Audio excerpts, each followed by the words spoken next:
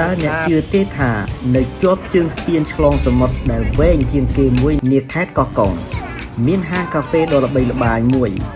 ថ្ងៃនេះខ្ញុំនឹងនាំលោកអ្នកទៅកម្សាន្តនៅទីតាំងដែលស្អាតបំផុតប្រចាំខេត្តកោះកុងហើយចុងក្រោយនឹងនាំអារម្មណ៍លោកអ្នកបន្តទៅទស្សនាផ្លូវប្រកបដោយទេសភាពដ៏ស្រស់ស្អាតនៅក្នុងខេត្តកោះកុងផងដែរ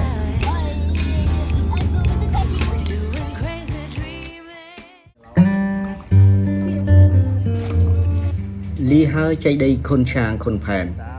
បន្ទាប់ពីទទួលបានអារម្មណ៍ស្រស់ស្រាយកម្សាន្តនៅទីតាំងបែបប្រវត្តិសាស្ត្រឥឡូវនេះយើងកំពុងធ្វើដំណើរនៅលើស្ពានកោះកុងដែលជាស្ពានឆ្លងសមុទ្រដ៏ស្រស់ស្អាតបំផុតមួយក្នុងស្រុកខ្មែរទិដ្ឋភាពសមុទ្រនៅសងខាងផ្លូវពិតជាធ្វើឲ្យយើងមានអារម្មណ៍ស្រស់ស្រាយខ្លាំងណាស់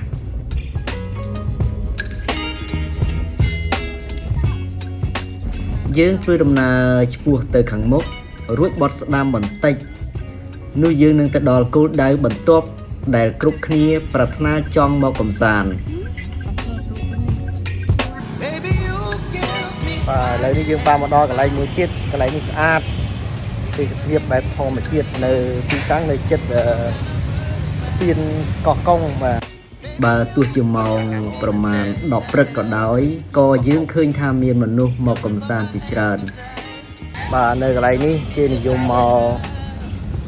កលេងច្រើនហើយនៅពេលនេះពេលថ្ងៃប្រហែលជាម៉ោង10អីអញ្ចឹងអត់ទៅទេសភាពអត់ទៅល្អខ្លាំងប៉ុន្មានទេតែយើងបានសមុទ្រមើលបាទជាក់ភ្នែកហើយបើល្ងាចឮគេថានៅខាងក្រោយនេះមានថ្ងៃលិចទស្សនាល្អមែនទែនអញ្ចឹងបងប្អូនបានមកខាងកោះកុងកុំភ្លេចមកកន្លែងនេះបាទមានការរចនាបែបទំនើបទីធ្លាធំទូលាយនេះបានក្លាយជាចំណុចទាក់ទាញខ្លាំងបំផុតព្រោះវាស្ថិតនៅចំទីតាំងជាប់មាត់សមុទ្រនិងក្បែរគល់ស្ពានអាចមើលឃើញស្ពានបានយ៉ាងច្បាស់ល្អតែម្ដង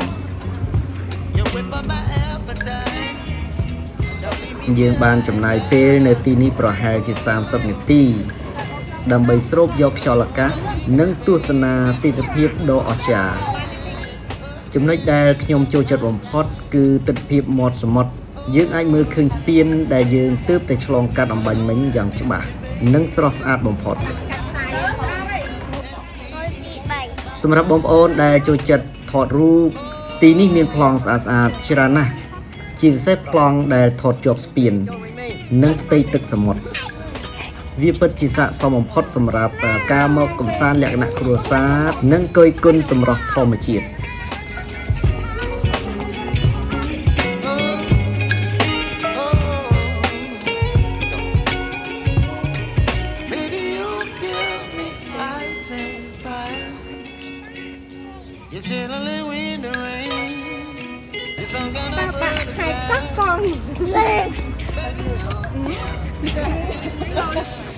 បន្ទាប់ពីយើងសម្រាកនិងថតរូបបានយ៉ាងច្រើនហើយ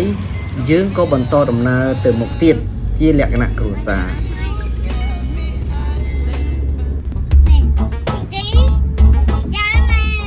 យើងធ្វើដំណើរតាមផ្លូវដែលឆ្ពោះទៅភ្នំពេញប៉ុន្តែកុំអាលច្រឡំថាពួកយើងត្រឡប់ទៅវិញ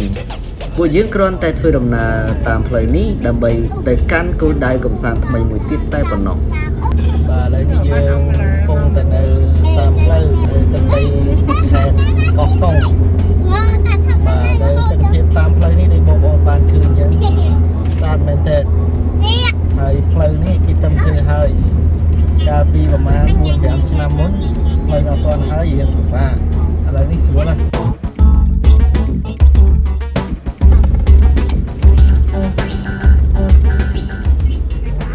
ផ្លូវនៅខេត្តកោះកុងពិតជាមានភាពទាក់ទាញខ្លាំងណាស់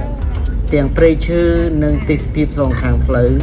ធ្វើឲ្យការបើកបរមិនមានការធុញទ្រាន់ឡើយហើយការកម្សាន្តនៅកោះកុងលើកនេះពិតជាផ្ដល់នូវបទពិសោធន៍ថ្មីនិងសេចក្តីសុខពិតៗ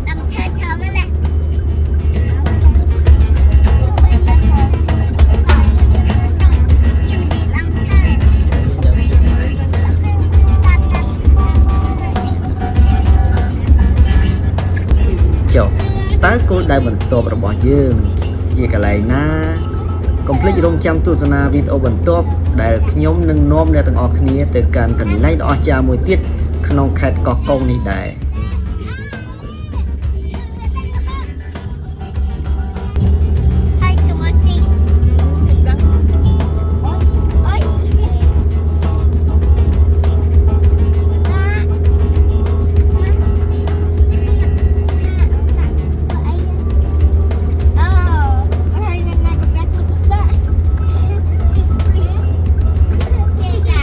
ជួបគ្នានៅវគ្គបន្ត